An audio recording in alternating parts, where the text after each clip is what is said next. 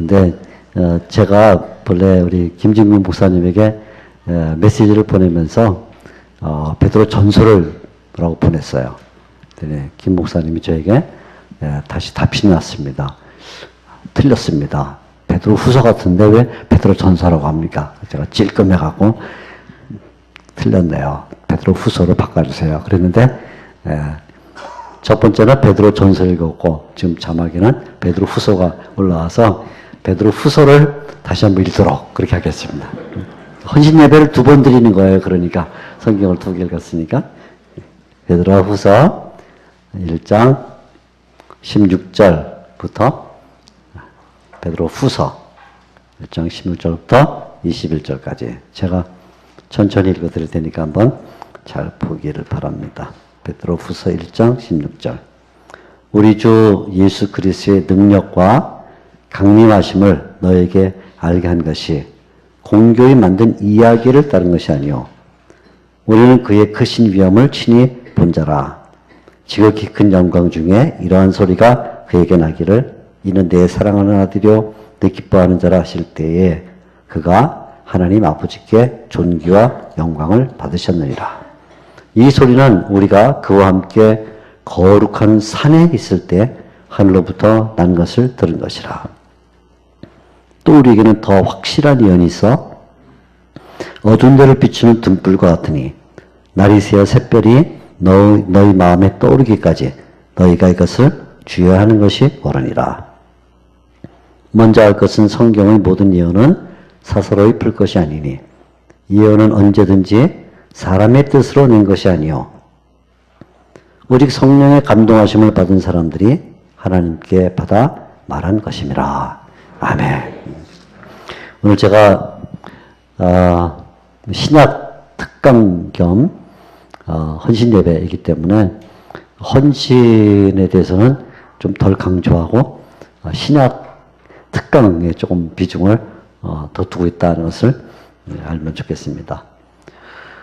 오늘은 제가 성경 우리가 늘 사랑하고 또 읽고 암송하고 따라 사는 성경이 도대체 뭐냐 하는 것을 조금 설명드리려고 합니다. 성경, 우리가 믿는 성경이 뭐냐 이런 거죠. 성경은 제목을 제가 드리기를 성경은 유일한 표준이라 이렇게 설명을 드렸습니다. 올해가 종교개혁 500주년 되는 해입니다. 그러니까 올해로부터 500년을 빼면 종교개혁이 일어났죠. 그러니까 2017년 빼기 500 그러면 1517년 안에 종교개혁이 일어났습니다. 그 유명한 독일의 마르틴 루터라는 사람이 종교개혁을 했죠. 그래서 그 당시는 다 카톨릭, 그러니까 구교, 카톨릭 종교를 가지고 있었는데 마르틴 루터가 여기 좀 문제가 있다 해가지고 그 문제점을 지적하면서부터 종교개혁이 일어나서 유럽 전체에 그 불꽃이 확산이 되고 결국 지금 우리가 믿는 이런 신교가 이제 생겨났어요. 우리 신교의 뿌리는 한 500년 되는데 이제 그 이전에 우리 신앙의 선배들이 벌써 오래전부터 이런 동일한 생각을 가지고 있었고 또 말이기 때문에 우리의 뿌리는 성경에 있다 이렇게 말하는데 많은 분들이 종교개혁이 뭐냐 이렇게 이제 질문하면 그에 대하여 복잡한 설명을 합니다. 종교개혁은 이런 것이다 저런 것이다 복잡한 설명을 해요.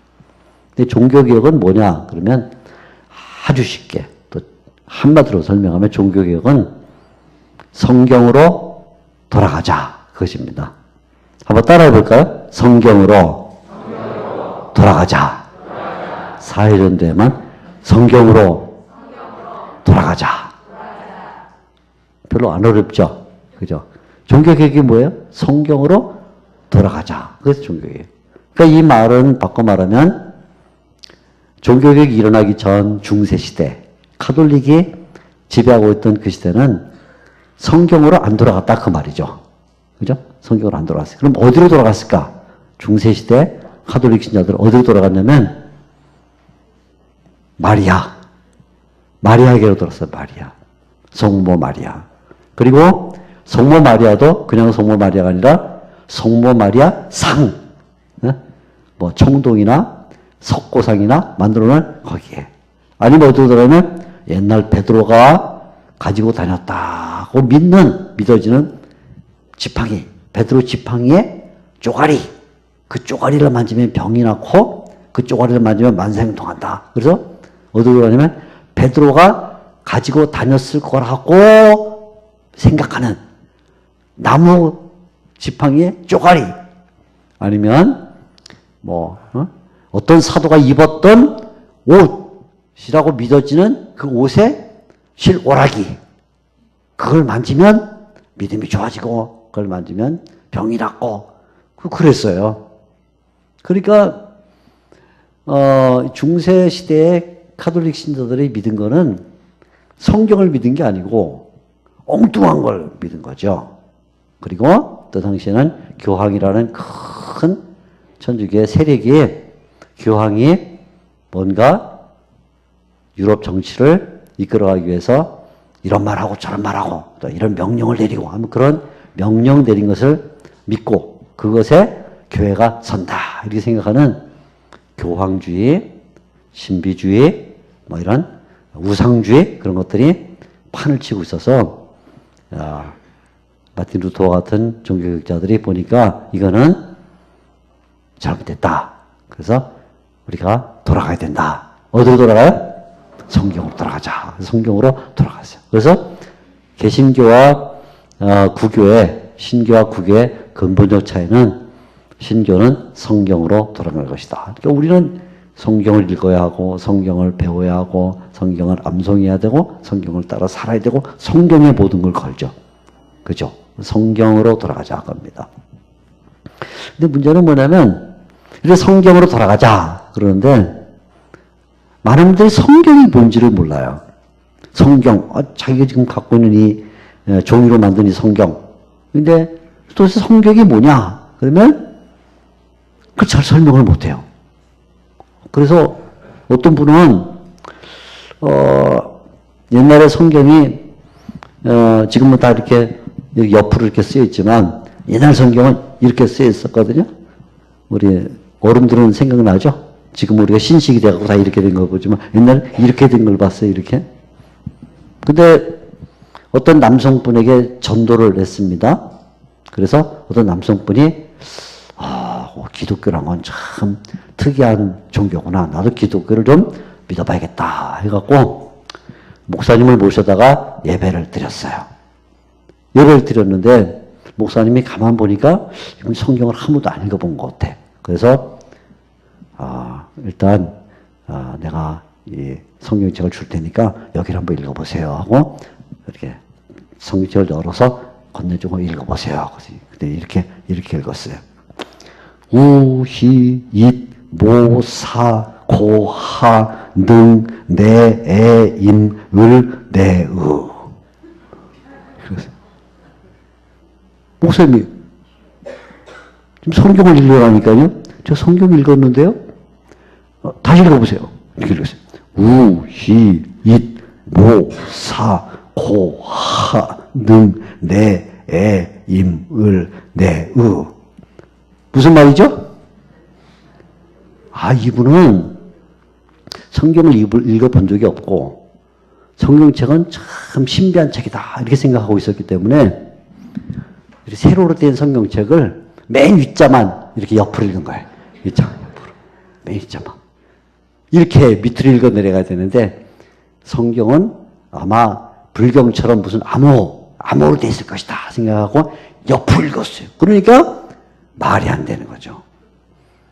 오늘날도 성경을 읽는 사람들 가운데 많은 사람들이 성경이 어떤 의미를 갖고 있냐, 성경이 도대체 뭐냐에 대한 성경의 정체, 성경의 의미, 성경의 본질, 성경이 뭐냐 하는 것을 알지 못한 채 성경을 읽으면 성경은 신비한 거야. 성경은 불경과 같은 거야. 성경은 우리가 알아듣지 못하는 내용을 가진 거야 라는 이상한 선입견을 가지고 성경을 마치 주문 외우듯이 그렇게 읽을 수가 있는 거예요. 그래서 우리 신교는 구교와 달리 성경으로 돌아가자 그랬으니까 성경으로 돌아가려면 도대체 내가 돌아가는 그 성경이 뭐냐 하는 것을 정확하게 알아야 된다는 거죠. 근데 이 성경이 뭐냐에 대한 설명이 성경 여러 곳에 들어있어요. 그 가운데 오늘 우리가 막 읽은 베드로후서 1장 16절부터 21절까지 몇 절 안 되는 내용 속에 성경이 뭐냐 하는 것을 잘 설명해 주는 그런 내용이 들어있는 것이죠. 종교개혁을 일으켰던 우리의 신앙의 선배들, 500년도 더 넘은, 500살도 넘은 할아버지들이 성경을 정의하면서 이렇게 정의했습니다. 성경으로 돌아가는데 왜 우리가 성경으로 돌아가느냐? 그 이유는 성경만이 유일한 표준이기 때문이다. 우리가 세상에 살아가는데 표준이 많아요. 미터 차, 30cm 차, 그것도 표준이에요. 그거를 대고 정확하게 1cm, 2cm 이렇게 재서 하지 않고 자기 마음대로 쭉쭉쭉쭉 이렇게 걷버리면 그건 건축을 할 수도 없고 종이를 자를 수도 없고 아무것도 안 돼. 표준이죠, 그게. 시계, 우리가 갖고 있는 시계. 그래서 눈 감고 1초, 2초, 3초, 4초 이렇게 세면 안 되고 반드시 시계를 보고 지금 몇 초가 지났다, 몇 분 지났다, 그것도 표준이에요. 그런 것들은 표준이지만 뭐의 표준이냐면 주로 물질적인 것. 이 강대상이 얼마나 크냐 하고 잴 때 센티미터 차를 가지고 재보면 강대상의 크기를 알 수 있는 그런 표준이고, 시계라는 것은 인간이 얼마나 살 수 있느냐 하는 것을 보여주는 시간을 재는 표준이 시계일 뿐인 거예요. 그런데 성경은 뭐의 표준이 되냐 하면 성경은 두 가지의 표준이 되는데, 첫째는 우리가 무엇을 믿어야 될 것이냐를 알려주는 표준이 된다. 한번 따라해볼까요? 성경은 신앙이 표준이다. 내가 뭘 믿어야 되느냐 할 때 성경을 가지고 믿어야 된다. 성경이 말하는 것을, 성경이 알려주는 것을 믿어야 된다. 그래서 성경은 첫째 무엇의 표준이냐면 신앙의 표준이다. 둘째는 성경은 뭐의 표준이냐면 우리가 어떻게 살아야 되느냐. 어떻게. 응? 내가 사는 방법이 많은데 어떻게 사는 게 기독교 신자로서 맞는 삶이냐를 보여주는 표준이다. 따라하겠습니다. 성경은 생활의 표준이다. 그러니까 성경은 표준인데 뭐의 표준이냐면 내가 무엇을 믿어야 될까에 대한 표준이고 내가 어떻게 살아야 될까에 대한 표준이다. 성경만이 내가 뭘 믿어야 하고 또 내가 어떻게 살아야 할 것을 말해주는 유일한 표준이다. 성경을 떠나서는 내가 뭘 믿어야 될지 모르고 성경을 떠나서는 내가 어떻게 살아야 될지를 알 수가 없다. 성경만이 신앙과 생활을 위한 유일한 표준이다. 그렇게 말하면 뭐 해야 돼요? 아멘, 그죠? 아멘, 그죠? 이건 지금 굉장히, 이건 믿어야 될 얘기니까, 그죠? 다시 제가 성경만이 신앙과 생활을 위한 유일한 표준이다. 아멘, 그죠? 이걸 안 믿으면 여기 있을 이유가 없어요. 이걸 안 믿고 여기 계시면 여러분이 있는 자리는 지금 뭐냐면 지옥이야, 지옥.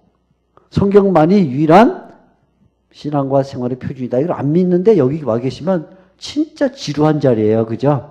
차라리 빨리 가서 텔레비전을 보시든가 손주들 데리고 놀는 게 낫지. 이걸 안 믿으면. 이걸 안 믿는 사람은 지금 제가 하는 얘기가 지옥같이 들리는 얘기예요. 예배당이 지옥이 돼. 그죠? 성경만이 우리의 믿음과 우리의 삶을 위한 유일한 표준이다. 아멘. 그죠? 그럼 왜 성경만이 유일한 표준인가? 우리가 믿어야 될 것, 우리가 살아야 될 것의 왜 유일한 표준인가? 그것을 사도 베드로가 베드로후서에서 우리에게 설명을 해주고 있는 거예요. 자, 사도 베드로는 우리가 믿어야 될 성경, 우리는 성경만을 유일한 표준으로 삼는다 이렇게 말하는데, 불행하게도 이 생각을 모든 신자들이 다 동일하게 갖지를 않는다는 거예요. 예수 믿는 사람이 다 맞아. 성경만이 유일한 표준이야. 이렇게 믿고 성경만이 내 믿음과 내 삶의 표준이야. 이렇게 믿으면 기독교 교회가 굉장히 평안할 텐데 불행하게도 어떤 사람들은 에이 왜 성경만이 성경만 표준이라 그래. 다른 건 표준이라면 안 돼? 하고는 뭔가 다른 표준을 찾아요. 다른 표준. 여기 베드로 시대에도 성경 아닌 다른 것을 표준으로 삼는 사람들이 있었어요. 그게 두 가지예요. 첫째, 성경 아닌 다른 잘못된 것을 표준으로 삼는 사람. 첫째, 누가 있냐? 어떤 사람이냐? 자, 다시 16절 말씀을 보면, 16절 말씀. 우리 주 예수 그리스도의 능력과 강림하심을, 우리 주 예수 그리스도의 능력과 강림하심을, 이 말은 예수님이 성육신 하신 것, 어린아기로 오신 것, 강림하심. 그분의 능력, 그분이 세상에 계시면서 이적도 베푸시고 말씀도 전하셨던 이 놀라운 일. 그러니까 예수님이 이 세상에 오신 것, 이걸 한마디로 다르게 말하면 그의 능력과 강림하심을 너희에게 알게 했다. 베드로 이렇게 말하죠. 베드로가 일생 동안 전한 내용은 뭐냐면 예수님이 육체를 갖고 오셔서 무슨 일을 했는가 이거를 내가 너에게 알게 했다 그 말이에요. 알게 했는데 알게 할 때 잘 보세요. 공교히 만든 이야기를 따른 것이 아니다. 공교히 만든 이야기를 따른 것이 아니다. 그러니까 내가 이거 없는 이야기를 내가 만들어서 너에게 전한 것이 아니다. 그런 얘기예요. 일어나지 않았던 것을, 사실이 아닌 것을 내가 가만히 생각해 보니까 아마 예수님이라면 이런 일을 하지 않았겠어? 예수님 정도라면 이런 일을 했겠지 하고는 머릿속에서 예수님은 틀림없이 이런 일을 했을 거야 하고 생각하는 이야기를 만들어내고는 그 이야기를 내가 너에게 전한 것이 아니다 그 말이죠. 다시 말하면 우리가 예수님을 믿는데 예수님을 믿을 때 우리는 어떤 사람들이 지어낸 가공적인 이야기, 소설, 아니면 신화, 그런 걸 믿는 게 아니에요. 전설을 믿는 게 아니에요. 여러분 실제로 지금도 많은 사람들이 예수를 믿는다고 말하면서 신화나 전설을 믿는 사람들이 있어요. 특히 중세시대 가톨릭 신자들이 그런 걸 많이 믿었는데 어느 날 한 여성이 아침 일찍 우물에 물을 들어갔습니다. 지금도 유럽에 가보면 이 가톨릭 교회가 성행했던 지역에는 아직도 베드로상, 마리아상 이런 것들이 많이 있는데 한 여자가 새벽에 물을 들어 우물에 가보니까 물 들고 보다 보니까 마리아상이 있는데 마리아상 얼굴에 눈물이 흐르는데 눈물. 그냥 눈물이 아니라 시뻘건 피눈물이 쭉 흘러서 가슴까지 적셔서 다 발까지 쭉 우리 마리아님이 도대체 뭐가 억울하고 뭐가 마음에 상처가 되고 뭐가 분이 났길래 저렇게 새벽부터 올라가고 시뻘건 돌인데 돌 마리아상에서 그 핏물이 흘러서 맺혔을까 하고는 마을 사람들이 내려와서 여러분 제가 오늘 새벽에 물길러 우물에 가보니까 우물 곁에 있는 마리아상에 눈물이 흐르는데 피눈물이 흘러서 그래 그 이야기가 퍼져서 이웃마을까지 가고 이웃마을까지 가니까 또 이웃마을까지 가서 사람들이 야 맞아 우리가 얼마나 마리아님을 괴롭히고 속상하게 했으면 마리아님이 그렇게 눈에서 피눈물이 맺혔을까 우리 회개하자 다 같이 교회에 모여갖고 회개 우리를 용서해 주세요 우리가 잘못했어요. 뭐 때문에 회개를 해요? 지어낸 이야기 때문에. 그건 신앙이 아니라 그 말이에요. 신앙이. 응? 사도 베드로가 예수님을 말하고 예수님을 전하는데 사도 베드로가 아마 예수님은 이런 분일 거야 라고 자기가 대충 허상을 만들어내서 그런 이야기를 전하는 거 아니다. 특히 중세시대에는 많은 신학자 또는 성직자들이 성경을 연구하지 않고 성경 아닌 철학과 연금술과 뭐 이상한 다른 것들을 연구하면서 그런 것을 통해서 자기가 마음속에 갖고 있는 확신, 그것을 사람들에게 믿도록 얘기를 했어요. 그래서 많은 사람들이 성경을 가지고 예수님을 믿는 게 아니고 성경 아닌 다른 것을 가지고 예수님을 믿는 그런 일을 했죠. 그런데 문제는 뭐냐면 이런 일이 중세시대 때만 있는 게 아니라 바로 사도 베드로가 활동하고 있던 그 당시에도 그런 일이 있었어요. 사도 바울이 활동하고 있을 때. 자, 우리 성경을 조금 넘어가 보면 2장 3절 말씀을 보세요. 2장 3절, 베드로후서 2장 3절. 조금 바로 넘어가면 몇 절 내려가면 있죠? 2장 3절. 제가 읽어드릴게요. 한 말을 제가 아주 세게 읽을 테니까 깜짝 놀라지 마세요. 2장 3절. 그들이는 누구냐면 2장 1절에 그러나 너희 백성 가운데 거짓 선지자들이 일어났나니 또 너희 중에도 거짓 선생들이 있으리라. 그들은 멸망하게 할 이단을 가만히 끌어들여. 이게 뭐냐면 거짓 선생, 거짓 교사, 거짓 선지자, 이단인데 그게 바로 2장 3절. 그들이 그 거짓 교사, 거짓 선생, 이단들이 그들이 담심으로써 지어낸 말을 가지고 깜짝 놀랄 거라 그랬죠 제가. 지어낸 말을 가지고 너희로 이득을 삼으니. 무슨 말을 가지고? 지어낸 말. 역사적 사실이 아니에요. 실제로 그런 일이 일어난 적이 없어요. 그런데 거짓 선지자, 거짓 교사, 이단들은 자기가 머릿속으로 지어내 이야기를 지어내가지고 사람들에게 이걸 믿어야 된다 이렇게 말하니까 사람들은 또 그 말 듣고 마리아의 눈에서 피눈물이 맺혔대. 우리가 얼마나 잘못했으면 그랬을까 하고는 뭐 회개도 하고 뭐 굉장한데 그건 잘못된 거죠. 그죠? 이게 누구 때 얘기예요 이게? 사도 베드로 때 얘기예요. 사도 베드로와 같은 예수님의 사도가 활동하고 있는 그 시대에도 버젓이 그 옆에 거짓 선지자들이, 거짓 교사들이, 거짓 사도들이 나타나가지고 예수님을 본 적도 없으면서 예수님은 말이야 어렸을 때 동네 아이들하고 같이 진흙을 가지고 참새를 만들었어. 그런데 예수님이 어린 예수님이 진흙을 가지고 참새를 만들어서 호 부니까 진흙 참새가 호로로 날아갔어. 그러니까 사람들이 아멘, 역시 우리 예수님은 어릴 때부터 이적을 베푸셨어. 굉장히 은혜가 되죠, 그죠? 은혜가 돼야 안 돼요?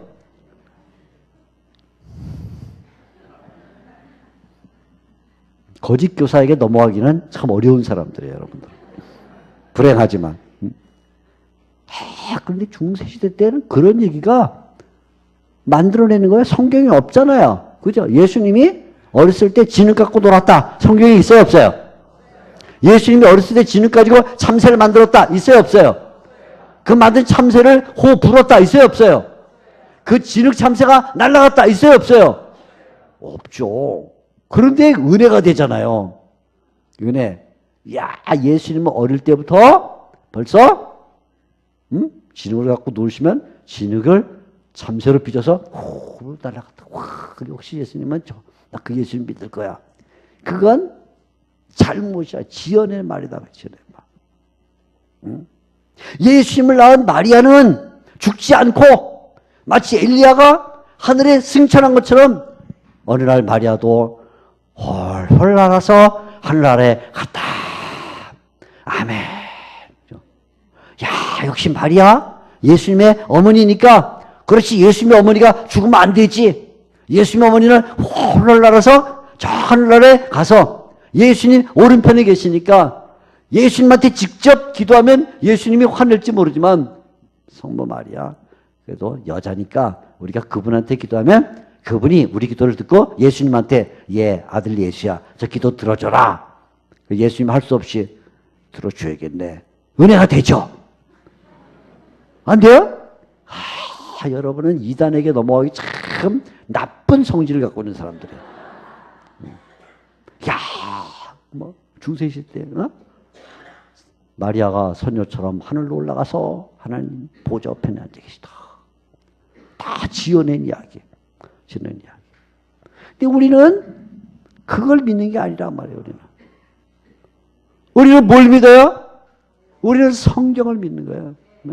우리는 지어낸 이야기를 만드는 게 아니에요. 공교한 이런 이야기를 믿는 게 아니에요. 첫째, 우리가 믿어서는 안 될 건 지어낸 이야기. 그걸 믿지 마라. 지어낸 이야기. 간증 이런 걸 너무 좋아하면 안 돼. 간증이 있긴 있어요. 있지만 간증하는 사람들도 간증을 자꾸 하다 보면 뻥튀기가 돼. 뻥튀기. 네? 왜냐하면 자기 자신이 감동이 안 되니까 자기가 자기를 먼저 감동이 되니까 뻥튀기가 돼. 그러니까 그건 우리의 신앙의 표준이 될 수가 없다. 첫째, 지어낸 이야기 말한 게 아니다. 어떤 사람들이 그러니까 그래 맞아 지어낸 이야기를 믿으면 안 되지. 우리가 뭘 믿어야 되면 역사적 사실을 믿어야 되지. 그래서 역사적 사실을 믿자. 이렇게 되는 거예요. 베드로도 그 말에는 어느 정도 동의를 했어요. 맞아.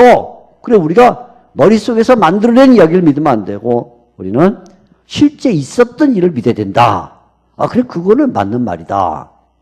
그랬어요. 그래서 베드로도 자기가 실제 경험했던 놀라운 이야기를 하나 들려준 거예요. 그게 뭐냐?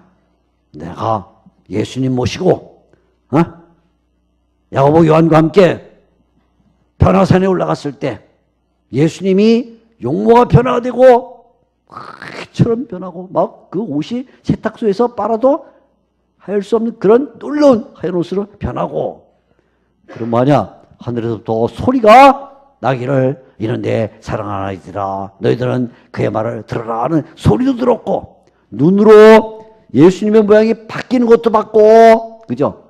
귀로는 하늘에서 들리는 소리도 들었고 우리 역사적으로 그것을 체험했다. 베드로도 그 얘기를 해요. 그렇죠? 16절 봅니다. 16절 우리 주 예수 그리스도의 능력과 강림하심을 너희에게 알게 하는 것이 공교에 맞는 이야기를 따른 것이 아니요 우리는 그의 크신 위엄을 친히 본 자라. 뭐라 했어요? 지극히 큰 영광 중에 이러한 소리가 나기를 변화산이죠. 이는 내 사랑하는 아들이요 내 기뻐하는 자라 하실 때 예수님이 하나님 아버지께 영광과 존귀를 얻었다. 이 소리는 18절 우리가 그와 함께 거룩한 산 변화산에 있을 때 우리가 하늘로부터 난 것을 들었다. 야, 베드로는 세상에 어떤 사람보다도 예수님과 가장 가까이 있어봤죠. 혹시 여기에 예수님과 가까이 앉아서 밥 먹어본 적 있는 사람 있으세요? 혹시 예수님이 배 타고 가실 때 그 옆에 같이 타고 가신 경험 있으세요? 없어요? 불행하네요. 그죠? 그러면 예수님이 식사하실 때 같이 떡 이렇게 먹고 그런 경험 없으세요? 없어요. 답답해 죽겠네. 그죠? 베드로는 있어요. 베드로는 오병이어 역사 일어날 때 오병이어 그때 베드로가 예수님한테 떡 받아갖고 쭉 나눠주니까 떡이 없어지지 않고 계속 먹는 체험을 했어. 베드로는 예수님이 무리를 걸어갈게요. 그러니까 예수님 걸어라. 무리를 빠지긴 했지만 그래도 몇 번째 걸었어. 경험도 있고 변화산에서 예수님의 용모가 변화되고 예수님의 하늘로부터 소리 나는 것도 듣기도 하고 예수님이 십자가에 못 박힐 때 그 근접한 거리에서 따라가도 보고 굉장한 사람이에요. 굉장한 사람. 그죠? 그런데 베드로가 이렇게 말하는 게 내가 이렇게 놀라운 체험을 했음에도 불구하고 그럼 그 역사적 사실이 우리에게 표준이 될 수 있냐? 될 수 있냐? 언뜻 보면 될 수 있다 이렇게 말할 것 같은데 베드로는 그것도 표준이 될 수 없다 이렇게 말하는 거예요. 그래서 이렇게 말해요. 19절 이렇게 말해요. 역사적 사실 변화산 얘기를 하고 난 다음에 19절 또 우리에게는 내가 변화산 역사를 체험했지만 우리에게는 더 확실한 예언이 있다. 아니 역사적 체험 그거보다 더 확실한 게 어디 있어요? 그런데 놀랍게도 우리가 체험한 것은 시간이 지나면 잊혀져요. 우리 머릿속에 잊혀져요. 다 고스란히 기억할 것처럼 보이지만 고스란히 기억을 못해요. 여기 나이 드신 분들, 네? 옛날에 50년 전에 60년 전에 일어났던 일 일어나긴 일어났는데 정확하게 기억이 잘 안 돼. 일어나긴 일어났어. 우리 아버지가 저희 부친 선친이 이북에서 월남하신 분인데 옛날 우리가 중학교 다닐 때 어느 날 불러다 놓고 아버지가 월남하던 얘기를 해줬어요. 얘들아, 내가 이북에서 넘어올 때 말이야. 그때 밤중이었는데 말이야. 달빛이 너무 밝아가지고 넘어와야 되는데 북한군 이 초병들이 달빛이 없어야 넘어오는데 달빛이 밝아갖고 얼마나 고생했나 몰라. 그렇게 설명하셨어요. 고등학교 때 어느 날 또 불러다 놓고 의식화 훈련을 시키는 거죠. 내가 말이야 북한에서 넘어올 때 이북에서 넘어오는데 대낮에 태양빛이 얼마나 뜨거운지 넘어야 되는데 태양이 얼마나 미었는지 몰라. 중학교 때는 달이 밉다 그러더니 고등학교 때는 해가 밉대. 중학교 때는 밤에 넘어오셨다 그랬는데 고등학교 때는 대낮으로 바뀌었어. 그래서 저희 아버지한테 아버지 저 죄송한데요. 중학교 때는 밤에 넘어오셨고 고등학교 때는 낮에 넘어오셨는데 어느 게 맞는가요? 그러니까 우리 아버지가 유명한 말씀을 했어요. 야, 내가 낮에 왔냐 밤에 왔냐? 자기도 잘 몰라. 낮에 오기도 하고 밤에 오기도 하고 분명히 넘어오긴 넘어왔는데 넘어오셨거든요? 그러니까 남한에 사시는 거지. 그죠? 그리고 저희 어머니 만나서 결혼해서 저희도 낳는데 안 넘어왔으면 제가 북한에 있겠죠. 저도 지금쯤. 그죠? 이제 남한에 있으니까 넘어온 건 맞는데 야, 유명한 말씀을 했어요. 야, 내가 낮에 넘어왔냐 밤에 넘어왔냐 우리한테도요. 이 역사적 사실이라는 게 사실은 사실인데 시간이 지나면 희미해져요. 저도 가끔 우리 결혼한 아들 가끔 만나고 야, 니들 어릴 때 말이야 내가 그러면 아빠 거기가 아니고 저긴데요? 그러냐? 이게 역사적 사실은 맞아. 일어났던 일인데 맞아요. 베드로가 예수님하고 분명히 변호사는 올라갔습니다. 사실이죠. 예수님 얼굴이 변했죠. 사실이죠. 소리도 들었죠. 사실이죠. 그러나 그것이 우리의 표준이 안 된다 말이에요. 절반 정도는 믿을 수 있지만 그거를 확실하게 믿을 수가 없다. 그래서 첫째, 꾸며낸 이야기를 가지고 표준을 삼으면 안 된다. 꿈 이야기. 내가 어젯밤에 꿈 꿨는데 그거는 개꿈이야. 꿈 이야기는. 꿈은 다 개꿈이에요. 옛날 성경 기록할 때 하나님이 보여준 성경 기록을 위해서 보여준 꿈 외에는 지금 꾸는 꿈은 다 개꿈이다. 그렇게 생각하시면 돼. 누가 내가 꿈에 말이야 그러면 속으로 그러세요. 개꿈이겠지. 그러면 돼요. 말로 하면 싸우니까 그럴 필요는 없어요. 후대 어떻게 개꿈이냐 대주꿈이냐 아니야 말꿈이야 싸울 필요 없으시고 그냥 얘기하게 두세요. 두고 자기만 속으로 생각하면 돼. 개꿈이지. 그렇게 생각하면 돼.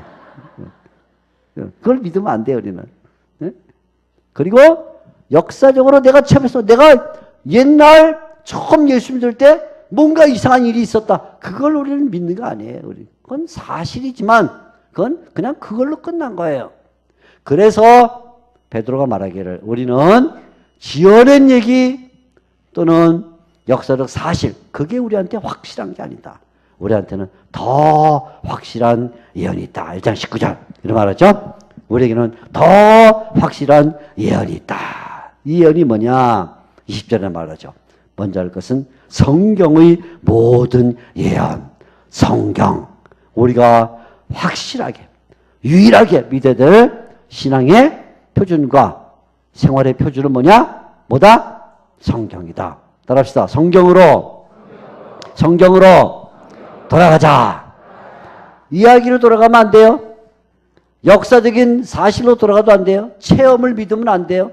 우리는 어디로 돌아가냐? 내가 체험한 것 자체까지도 불완전하기 때문에 어디로 가? 성경으로 돌아간다. 성경으로. 모든 성경의 예언은 성경으로 우리는 돌아갈 때 가장 확실하게 내가 무엇을 믿고 내가 어떻게 살아야 될지에 대한 표준을 얻는다. 성경으로 돌아간다. 따라합시다. 성경으로 돌아가자. 근데 우리는 성경이 뭐길래 성경으로 돌아가는 게 가장 확실한가? 성경이 왜 가장 확실한가? 그거예요. 성경이 확실한가? 자, 성경만이 유일한 표준되는 첫째 이유는 성경은 하나님께로부터 나왔기 때문이다. 그죠? 하나님께로부터 나왔다. 21절 말씀은 봅니다. 예언은 언제든지 사람의 뜻으로 낸 것이 아니요. 아까 지어낸 이야기는 사람의 뜻으로 낸 거지만 사람의 뜻으로 낸 것이 아니요. 성령의 감동하심을 받은 사람들이 하나님께 받아 말한 것이다. 하나님께로부터 받았다. 그러니까 성경은 사람의 머리에서 나온 것이 아니고 사람의 경험에서 나온 것이 아니고 하나님으로부터 나왔기 때문이다. 하나님이 성경의 유래라는 거예요. 하나님이 성경의 원천이라는 거예요. 하나님으로부터 나왔다. 그래서 성경은 하나님으로부터 나왔기 때문에 성경은 하나님에 대하여 얘기하는 거예요. 하나님. 성경을 읽으면 성경에서 뭘 발견해야 되냐면 하나님으로부터 나왔으니까 하나님을 발견해야 돼요. 성경을 읽으면서 내가 뭘 은혜 받을까? 이건 다 나중 문제예요. 나한테 감동이 되냐 안 되냐? 그것도 나중 문제예요. 성경을 읽으면서 나한테 유익이 있냐 없냐? 이건 다 나중 문제고 성경은 하나님께로부터 나왔으니까 하나님의 뜻을 말하고 있고 하나님의 세계를 알려주고 하나님이 구원에 대하여 어떤 계획이 있느냐를 말해주고 있으니까 성경을 읽으면 하나님이 무엇을 뜻하고 계신가? 무엇을 말씀하시려는가? 어떤 구원의 계획이 있냐? 이거를 발견해야 돼요. 창세기부터 요한계시록을 읽을 때 우리가 성경에서 가장 먼저 집중해야 될 건 뭐냐면 하나님이 누구신가? 하나님은 어떤 뜻을 갖고 있는가? 하나님의 계획은 무엇인가? 그거를 찾아내야 돼요. 그걸 찾아내지 않고 오늘 내가 무슨 은혜를 받을 것인가? 이것만 찾아내면 성경을 잘못 읽고 있는 거예요. 그건 성경을 읽는 게 아니고 그건 생강을 읽는 거야. 생강. 성공을 읽는 거야. 성공. 비슷하죠? 그죠? 성강을 읽는 거야. 성갱을 읽거나. 그러니까 성경을 읽는 게 아니야. 많은 사람들이 성경을 읽으면서 생강을 읽거나 성공을 읽거나 다른 걸 읽어요. 다른 거. 응? 또 우리 특별히 젊은 사람들은 큐티 이런 거 아니면 이렇게 개인 성경 공부 이런 거 하면 주로 목적이 뭐냐면 오늘 이 말씀이 나에게 뭘 말하는가? 나에게 아무 말 안 할 수도 있어. 아무 말. 나에게 아무 말 안 해도 상관없어. 중요한 건 뭐냐면 이 말씀이 하나님에 대하여 뭘 가르치고 있냐가 중요한 것이지 나한테 뭘 말하냐 안 말하냐 다 나중 문제야. 근데 성경을 개인 묵상한다 하는 사람들이 대부분 빠지는 오류는 뭐냐면 오늘 이 말씀이 나에게 대하여 무슨 교훈을 주는가? 나에게 무슨 은혜를 주는가? 이걸 찾다가 성경이 정말 말하는 바를 못 찾는 거죠. 지금은 우리 동산교회도 개역 개정판을 쓰죠, 목사님. 옛날에는 개역 성경을 썼어요. 개역 개정판은 1990년 중반부터 이제 쓰기 시작했는데 좀 번역을 다시 해가지고 그전에는 개역 성경이라는 걸 썼어요. 개역 성경. 개역 성경 쓸 때 얘기했는데 어떤 사람이 미국을 가려고 하는데 비자가 안 나. 비자가 안 나가지고 하나님 앞에 기도를 했어요. 하나님 빨리 비자를 주셔야 돼요. 제가 유학을 가야 되는데 하나님 비자가 안 나옵니다. 비자를 주세요. 근데 어느 아침에 성경을 읽다가 오늘은 하나님이 나한테 비자를 주시구나 하는 것이 확 은혜가 됐어. 야, 드디어 하나님 나에게 오늘 미국 대사관에서 비자 허락이 떨어질 것이다. 확신을 가졌어요. 성경을 읽으면서 개인 성경 공부를 하면서 야, 드디어 비자를 주겠구나. 왜냐하면 성경 읽다 보니까 예수님이 체포당해서 대제사장 집에 들어갔는데 베드로한테 어떤 비자가 다가와가지고, 비자는 조그만 소녀, 그 하인인데, 우리말 성경 좀, 개혁 성경은, 개정 성경 바꿔놓는, 옛날 성경은 버리는 비자가 와서 베드로에게, 너도 갈릴리 사람이냐? 비자! 야, 하나님이 비자를 주시겠구나! 비자가 나왔을까요? 안 나왔을까요? 안 나왔죠. 근데 그 비자라는 단어를 보니까, 하나님 감사합니다. 드디어 오늘은 주님께서 비자를 주시겠군요. 주긴 뭘 줘요? 성경을 자기 목적을 위해서 읽는 거죠. 자기 목적. 성경은 나를 위해서 읽는 게 아니에요. 성경은 하나님을 위해서 읽는 거예요. 따라합시다. 성경은 나를 위해서 읽는 게 아니다. 하나님을 위해서 읽는 것이다. 이제 하나님을 위해서 읽다 보면 그 은혜가 나한테 오는 거예요. 하나님에 대하여 알고 하나님을 배우다 보면 나를 저절로 알게 되고 나를 깨닫게 되는 거예요. 그래서 성경은 누구에게서 나왔냐? 하나님에게서 나왔다. 하나님께 받아 말했다. 그러니까 사람에게서 나오거나 사람의 머리에서 나왔으면 유일한 표준이 될 수 없는데, 지언의 말, 인간의 경험은 표준이 될 수 없는데 하나님께로부터 나왔기 때문에 성경은 유일한 표준이다. 첫째 이유, 성경은 하나님께로부터 나왔다. 두 번째 이유가 있어요. 그런데 하나님께로부터 나왔지만 이 성경이 우리에게 전달되는데 누가 이 성경을 전달해 줬냐면 성령님이 전달해 줬다는 거예요. 성령님이. 응? 세상에 무슨 말이든지 간에 서로 다른 나라 말은 그것을 통역해 주는 사람이 없으면 할 수가 없어요. 알아들을 수가 없어요. 저는 가끔 일본도 가고 중국도 가서 성경 강의도 하고 설교도 하고 신학 교육도 시키는데 꼭 제 옆에 통역하는 사람이 있어요. 전 중국말도 못하고 일본말도 못하거든요. 중국말 하나 하는 건 야오, 일본말 하는 건 사요나라, 그것밖에 없어. 끝. 안녕하세요, 잘 가세요. 중국말로는 안녕하세요, 일본말로는 잘 가세요. 그것밖에 없어요. 그러니 제가 어떻게 중국말로 일본말로 무슨 설교를 하고 강의를 하겠어요? 통역사가 꼭 필요하죠. 통역사가 잘하는지 못하는지도 몰라. 통역하면서 저를 욕하는지도 몰라. 이딴 식으로 강의하는지 이런지도 모르는데 저는 해. 왜? 못 알아들으니까. 그죠? 한국말을 일본 사람에게 전달하려고 해도 통역사가 필요한 거고, 일본말을 한국 사람에게 전달하려고 해도 통역관이 필요한데, 하나님의 말씀을 인간에게 전달하는데 통역사가 있어야 되는 거예요. 그 통역사가 누구냐면 바로 성령님이다. 성령님. 그래서 21절 다시 읽으면 이렇게 되어 있어요. 끝에 부분, 오직 성령의 감동하심을 받은 사람들이 하나님께 받아 말한 것이다. 성령의 감동하심이란 말은 성령님이 전달해 주시는 통역사가 됐다. 성령님이 하나님의 말씀을 운반해 주시는 분이 됐다. 그런 말이에요. 성령님이 하나님의 말씀을 우리에게 전달해 준다는 거예요. 성령님이 운반자다. 성령이 운반자다. 응? 그래서 성령님의 감동. 성령의 감동. 성령님께서 감동을 주실 때 이 감동이란 말은 우리말 성경이 그냥 감동, 그러니까 잘못 이해하면 어떻게 이해하냐면 성령님께서 임하셔서 막 마음이 뜨거워지고 불같이 타오르면서 눈물이 쭉 성령님 저에게 말씀을 주셨군요. 이래서 이게 쉽죠. 감동. 영화를 보고 감동을 받았다. 한국 축구가 일본을 이겼을 때 감동이 온다.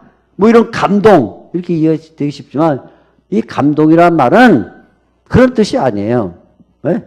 좋은 영화나 아니면 자녀들이 사업이 잘 되고 날 때 감동이 오고 그런 감동이 아니라 이것은 뭐냐? 성령님이 운반해 주셨다. 성령님께서 전달해 주셨다.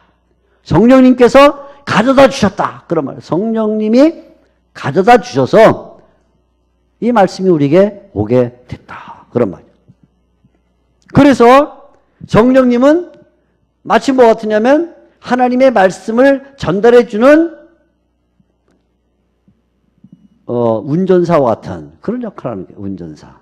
그죠? 보세요. 지금 여기에 뭐 이런 물건이 있는데 이 물건을 서울에서 부산이나 광주로 전달하려고 해요. 전달. 물건이 있습니다. 여기 물건. 이 물건을 나르는 자동차도 있습니다. 자동차. 물건을 실었어요. 자, 그러면 자동차에 물건을 실으면 이 물건이 부산이나 광주로 가요, 안 가요? 가요? 안 가요? 가요, 안 가요? 가긴 뭘 가요? 어떻게 가요? 운전사가 타야 가지, 운전사가. 네? 추럭에다가 짐을 실었다고 얘가 자동차가 나 간다. 브르릉. 인공지능을 달면 몰라도 안 가. 운전사가 비로소 차문을 열고 기동을 걸고 몰고 가면 운전사가 자동차를 끌고 갈 때 이 물건이 부산이든 광주든 내려가는 거예요. 그렇죠? 그러니까 하나님의 말씀이 하나님에게 있다가 하나님의 말씀이라는 물품이 있다가 우리 사람들에게 전달되려고 할 때 누가 운전을 해줘야 돼. 누가 운전을 해? 전달자가 누구예요? 성령님이에요. 성령님. 근데 만약에 이 말씀을 성령님이 전달하지 않고 마귀가 전달했다. 그러면 이 물건을 싣고 가는 추럭 운전사가 누구냐면 도둑놈이야. 그럼 이게 어디로 가겠어? 광주로 가? 부산으로 가? 어디로 가? 자기 집으로 가. 도둑놈이니까. 마귀 새끼가 하나님의 말씀을 전달하면 우리한테 안 와. 다 삼켜버리고 말아. 도둑놈이니까. 네? 거짓의 압이잖아요. 그죠? 그러니까 오겠어요? 그죠? 응? 아니면 이 추록 운전사가 그만 정신병자야. 네? 도둑놈까지는 아닌데. 그럼 이거 어디로 가? 어디로 가면 바닷속으로 들어가. 바닷속으로. 야, 지금 바다로 들어가자고. 와. 그죠? 그러니까 사람한테 맡길 수가 없어. 이 말씀을 전달하는 운전사를 사람이 될 수가 없어. 천사가 뭐 어떻게 돼? 천사가면 마치 자기가 주인인 것처럼 행세해서 타락해버려. 천사가 타락해. 그러니까 마귀는 물론 안 되고 사람은 늘 한계 있기 때문에 안 되고 천사는 교만에 빠질 수 있기 때문에 안 돼. 그래서 만일에 마귀가 전달하거나 사람이 전달하거나 천사가 전달하면 표준이 될 수가 없는데 누가 전달했냐면 하나님이신 성령님이 운전사가 되셔서 하나님의 말씀을 우리에게 날려다 주시니까 이 말씀이 우리에게 안전하게 왔단 말이에요. 이 말씀. 그러니까 유일한 표준이다. 그 말이죠. 그리고는 성령님은 우리에게 이 말씀을 전달해 주시는 거 끝나는 게 아니라 전달하고는 꼭 사인하라 그래요. 사인. 우리 여러분 혹시 뭐 카드나 뭐 이런 거 받아보시면 카드 배달부가 갖고 저 본인이세요? 묻죠. 아닌데요? 그럼 안 줘. 그럼 본인이세요? 맞습니다. 그럼 어떻게? 사인하세요. 사인해. 그죠? 사인. 물품 받을 때. 왜? 잘못된 대로 되면 안 되니까. 성령님이 우리에게 말씀을 전달할 때는 그냥 갖다 주고 성령님이 바이바이 그러고 가시는 게 아니고 뭐냐면 이 말씀을 깨달을 수 있도록 마음을 밝혀줘요. 그걸 조명이라 그러는데 밝혀줘. 영감하실 뿐만 아니라 운반해 주실 뿐만 아니라 그걸 깨닫게 해서 이 말씀을 받는 사람들이 그런 뜻이구나 하고 성령님은 하나님이시기 때문에 가장 안전하게 이 배달된 게 하나님의 말씀입니다 라고 우리에게 확실하게 알려줘요. 자, 뚜껑 열어보세요. 뭔가요? 맞죠? 됐습니다. 사인하세요. 그래서 딱 받아서 그 말씀을 확실하게 받게 해줘. 그래서 성령님이 운반자, 다시 말해 성령님이 운전수시기 때문에 절대로 다른 데 안 간다. 그리고 잘못된 거 배달하지 않는다. 그리고 배달되면 그것을 깨닫게 해주신다. 그래서 성경만이 유일한 표준이다. 아멘. 그죠? 첫째 뭐라 했죠? 하나님께로부터 나왔다. 여기 21절 말씀 그대로예요. 하나님께 받아 말했다. 두 번째, 성령의 감동이 있다. 성령의 감동이 있다.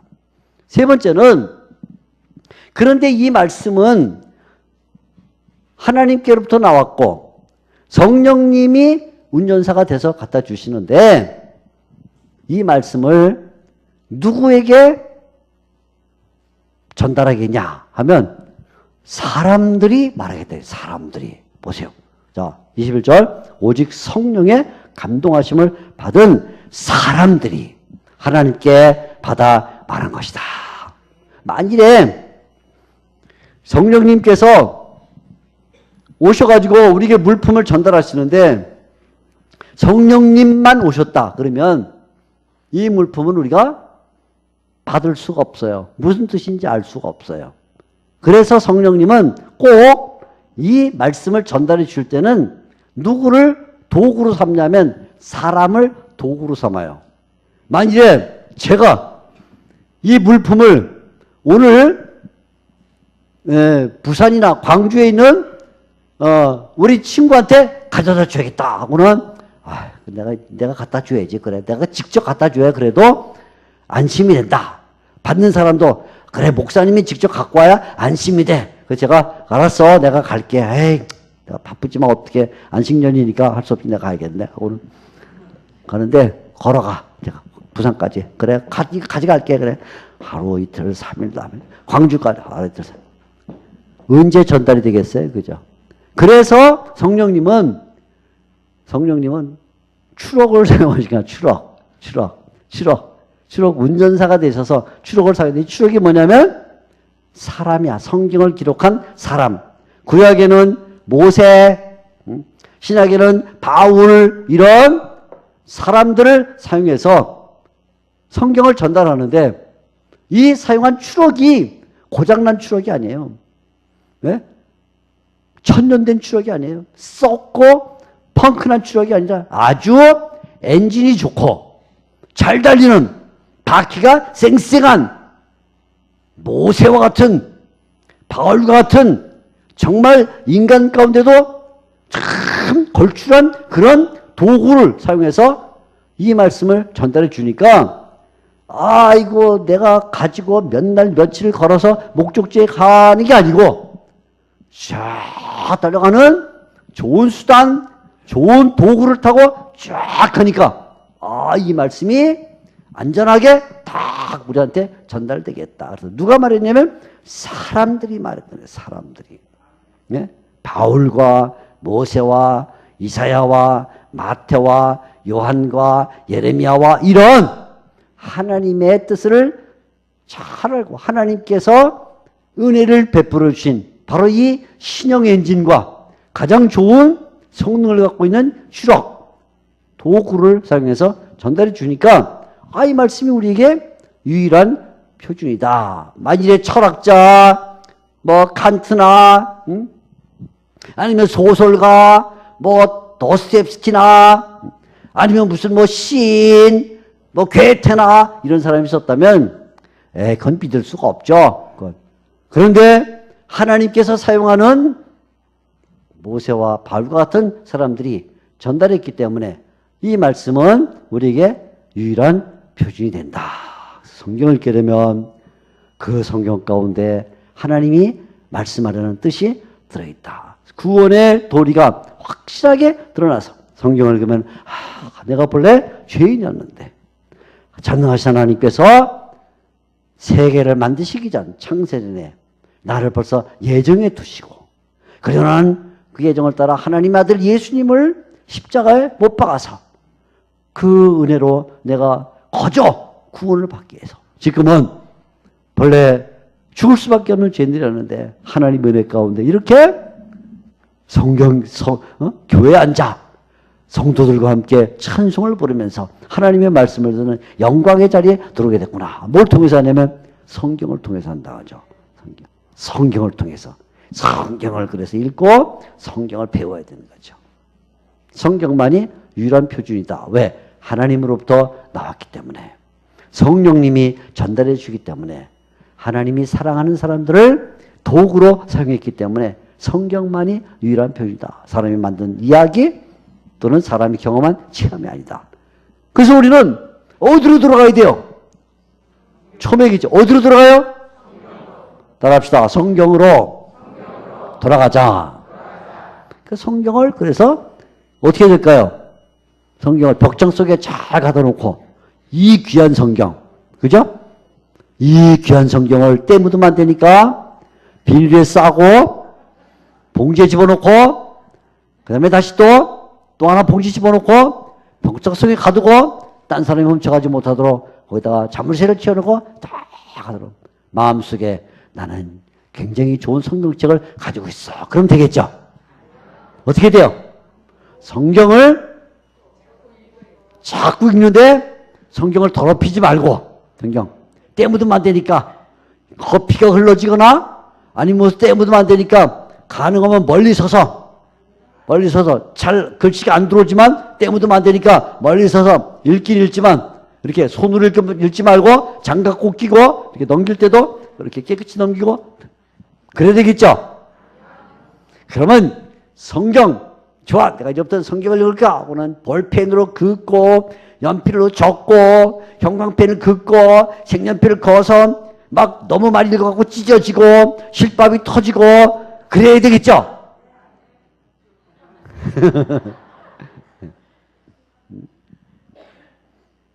내가 우리 학생 하나가 한 10년도 전에 결혼을 하게 됐어요. 신학생 제자가 결혼하게 됐어요. 저한테 왔어요.